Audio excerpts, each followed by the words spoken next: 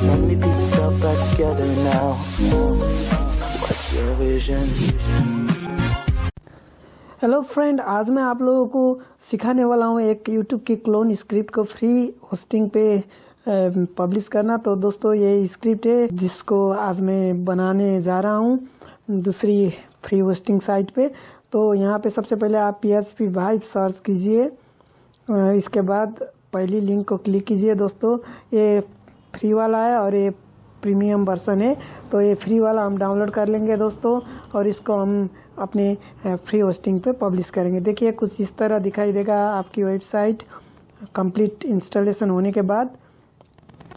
तो इसको डाउनलोड करने के लिए सबसे पहले यहाँ ऊपर लाइट में जाइए और यहाँ से डाउनलोड ऑन गिटहब पे क्लिक कीजिए।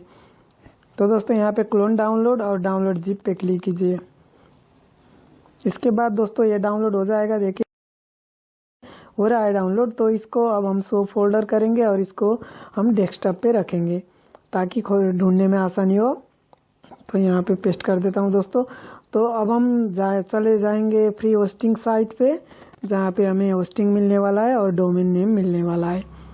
तो यहाँ पे मैं डायरेक्ट चला जाता हूँ दोस्तों। मैंने यहाँ पे ब्राउज़र में सेव किया हुआ है। तो यहाँ पे आप 000webhost.com टाइप कीजिएगा, नहीं तो मैं डिस्क्रिप्शन में लिंक दूंगा दोस्तों। तो यहाँ पे साइन इन होना बहुत आसान है, आपको अकाउंट बनाने की ज़रूरत नहीं, डायरेक्ट आप अपने गूगल अकाउंट से लॉगिन हो जाइए। तो यहाँ पे मैंने ऑलरेडी एक डोमेन बना के रखा हुआ है, तो मुझे फिर से बनाने की ज़रूरी नहीं है। तो अगर आप बनाना चाहते हैं तो यहाँ से क्रिएट न्यू साइट कीजिए और यहाँ से बना सकते हैं। अगर आपने कोई डोमेन नहीं बनाया है तो स्टार्टिंग में ही आपका डोमेन नेम आ जाएगा दोस्तों रखने के लिए, नेम रखने के लिए। यहाँ पे एक ही डोमेन अलाउ करता है दोस्तों, तो यहाँ पे नहीं तो मैं दूसरा डोमेन बना के आपको दिखा देता। आप साइन इन होते ही पहले ही आपको डोमेन नेम के लिए पूछेगा, तो वहाँ पे अपना नाम रख दीजिएगा। कोई भी डोमेन नेम रखना हो उसका नाम रख दीजिएगा। तो मैं अपने डोमेन पे चला जाता हूँ दोस्तों और फाइल मैनेजर पे चला जाता हूँ। सबसे पहले हम यहाँ पे डाटाबेस क्रिएट कर लेते हैं। तो यहाँ पे मैं डाटा रख लेता हूँ दोस्तों, डाटाबेस नेम, और यहाँ पे डाटाबेस यूज़र नेम में भी डाटा ही रख लेता हूँ। और दोस्तों पासवर्ड जो भी रखेंगे आप उसको भूलना मत, क्योंकि आगे पासवर्ड बहुत काम आएगी। ये जो यूज़र नेम और पासवर्ड है वो तो यहाँ पे दिख जाएगा, लेकिन पासवर्ड नहीं दिखता है दोस्तों।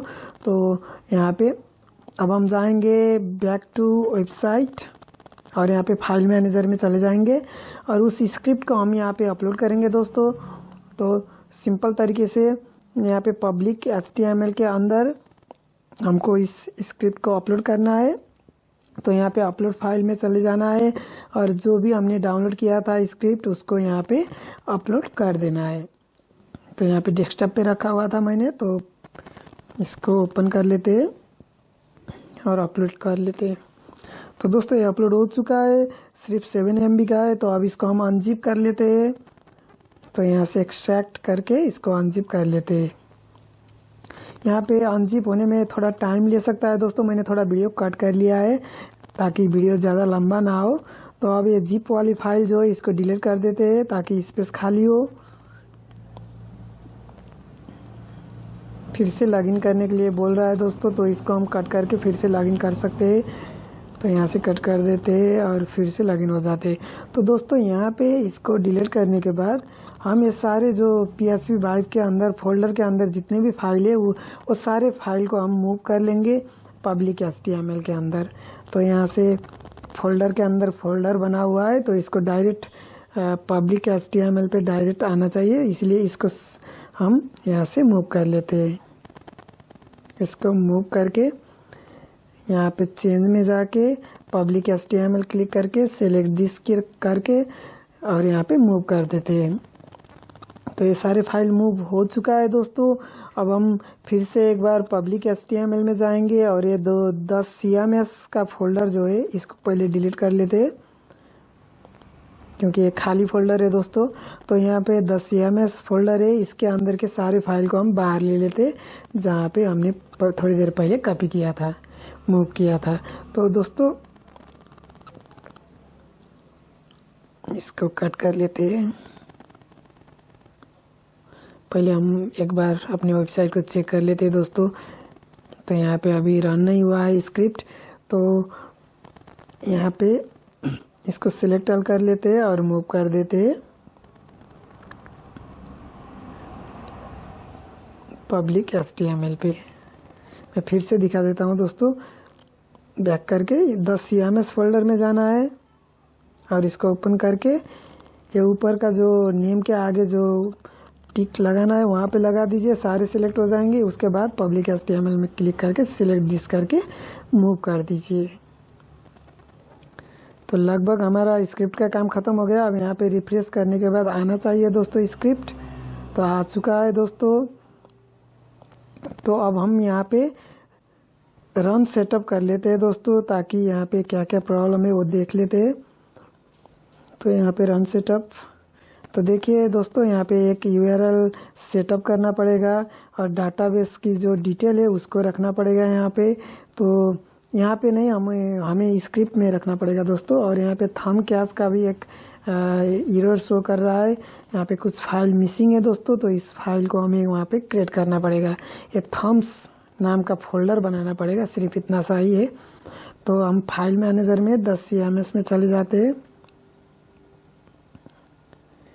सॉरी, यहाँ पे हम पब्लिक HTML में चले जाते हैं दोस्तों। तो पब्लिक HTML में स्टोरेज में यहाँ पे कैश में चले जाते हैं सबसे पहले, और यहाँ पे हम एक फोल्डर क्रिएट कर लेते हैं। तो यहाँ से हम थंब कॉपी कर लेते हैं दोस्तों।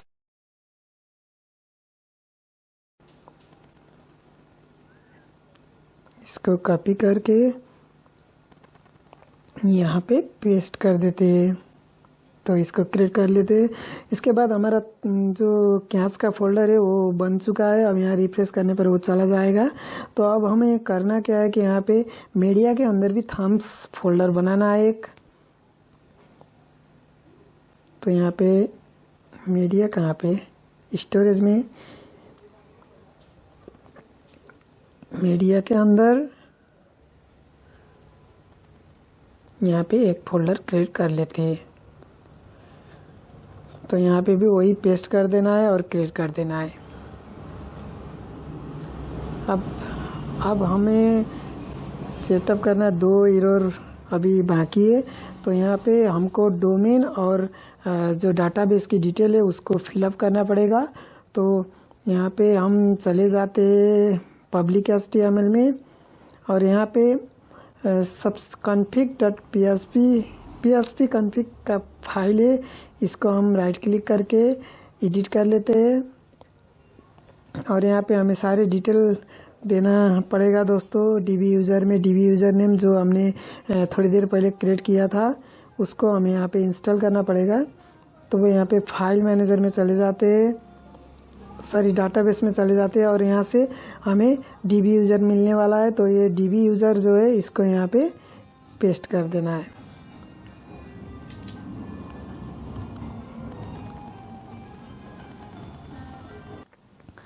और दोस्तों यहाँ पे अब हमें DB नेम जो है इसको भी कॉपी कर, एक ही है। तो यहाँ से हम कॉपी करके यहाँ पे DB यूज़र DB डाटाबेस में पेस्ट कर देते हैं।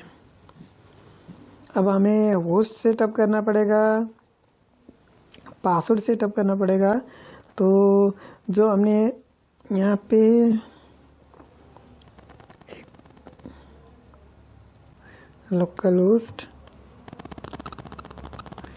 सॉरी मिस्टेक हो गया, इसको हमें आगे नहीं Ctrl Z करना पड़ेगा। यहाँ पे आगे नहीं, पीछे वाली जगह पे हमें डालना चाहिए था। तो दोस्तों हमें ये जो DB नेम है, DB नेम में यहाँ पे पेस्ट कर देना है, और DB यूज़र को, और यहाँ पे जो हमने थोड़ी देर पहले जो पासवर्ड रखा था उस पासवर्ड को यहाँ पे रख देना है दोस्तों। तो मैंने ऑप्शन 33 रखा हुआ था, तो यहाँ पे लोकल होस्ट ऐसे ही रहने देना है। और यहाँ पे लगभग सारे चीज़ ख़त्म हो गया है। तो इसको एक बार सेव कर देते हैं। यहाँ पे हाँ ठीक है, सेव कर देते हैं और एक बार चेक कर लेते हैं दोस्तों यहाँ पे एरर गया है कि नहीं। डाटाबेस हो चुका है। अब डोमेन नेम की बारी है दोस्तों, तो डोमेन नेम भी पाइप कॉन्फ़िग तो वहीं पे रखना है जहाँ पे हमने अभी थोड़ी देर पहले डाटाबेस क्रिएट किया था। तो यहाँ सबसे नीचे यहाँ पे साइट यूआरएल करके दिया हुआ है, तो यहाँ पे हमको अपनी वेबसाइट का जो ये आगे वाला है .com तक, इसको कॉपी कर लेना है और यहाँ पे पेस्ट कर देना है। और सर यहाँ पे डबल स्लैश हो गया, एक स्लैश को डिलीट कर देते हैं। अब यहाँ पे सेव कर देते हैं। अब लगभग हमारा सारा एरर सॉल्व हो चुका है। अब हम यहाँ पे थोड़ी चेक कर लेते हैं। हाँ ठीक है, तो यहाँ पे सारा एरर सॉल्व हो चुका है दोस्तों। तो अब हमें करना क्या है कि यहाँ पे रिफ्रेश करके देख लेते हैं एक बार, ये जाएगा नहीं। यहाँ पे ग्रीन कलर आना चाहिए। तो हो चुका है। तो अब हम एडमिनिस्ट्रेटर के लिए काम करेंगे दोस्तों। यहाँ पे आपका जो ईमेल, आपका नेम है जो, वो यहाँ पे रखना है, जिससे आप लॉगिन होंगे तो आपका ये यूज़र नेम शो होगा दोस्तों। तो मैं यहाँ पे टेक भूसाल रख लेता हूँ अभी टेस्टिंग के लिए। तो यहाँ पे अपना ईमेल फिलअप करना है, आपका जो भी ईमेल है वो यहाँ पे फिलअप कर दीजिए। और यहाँ पे पासवर्ड रखना है आपको, और यहाँ पे भी सेम पासवर्ड होना चाहिए। तो मैं 1 2 3 रख देता हूँ, क्रिएट एडमिन कर देता हूँ। अब हमारा एडमिन क्रिएट हो चुका है दोस्तों, सारे सेटअप ख़त्म हो चुके हैं। तो अब हमें यहाँ पे सेटअप इज़ कंप्लीट, तो कंटिन्यू कर देना है। अब हमारा स्क्रिप्ट रन हो चुका है। तो यहाँ पे अभी एडमिनिस्ट्रेटर की अकाउंट पे लॉगिन होने के लिए बोल रहा है, तो हम यहाँ पे क्लिक कर देते हैं। अब यहाँ पे शो लॉगिन बॉक्स पे क्लिक करना है। हमारा स्क्रिप्ट रन हो चुका है। अब यहाँ पे मैं वो जो भी ईमेल से मैंने बनाया था वही डालूंगा और यहाँ पे पासवर्ड डालूंगा और साइन इन कर दूंगा। तो दोस्तों हम सक्सेसफुली लॉगिन हो चुके हैं। अब यहाँ पे मैं कुछ वीडियो पोस्ट करके देखूंगा वीडियो पोस्ट होगा कि नहीं। यहाँ पे एडमिनिस्ट्रेटर की जो सारी चीज़ें हैं यहाँ पे दोस्तों, अगर आप यहाँ पे पिन रखना चाहते हैं तो भी रख सकते हैं, नहीं तो ऐसे ही कंटिन्यू कर दीजिए। यहाँ पे देखिए बहुत सारे ऑप्शन यहाँ पे शो हो चुके हैं। तो मैं यूट्यूब से एक वीडियो को इम्बेड करके देखूंगा, कॉपी करके लिंक को, तो यहाँ पे पेस्ट कर देना है और इम्बेड कर देना है। तो दोस्तों यहाँ पे वीडियो इम्बेड नहीं हो रहा है क्योंकि हमने अभी यूट्यूब की एपीआई नहीं बनाया है। यूट्यूब की एपीआई जनरेट करके इस स्क्रिप्ट में लगाना पड़ेगा, तब यहाँ पे हम वीडियो डाल सकते हैं। तो वो अगली वीडियो में बताऊंगा मैं आपको। तो दोस्तों आज के लिए इतना ही, गुड बाय।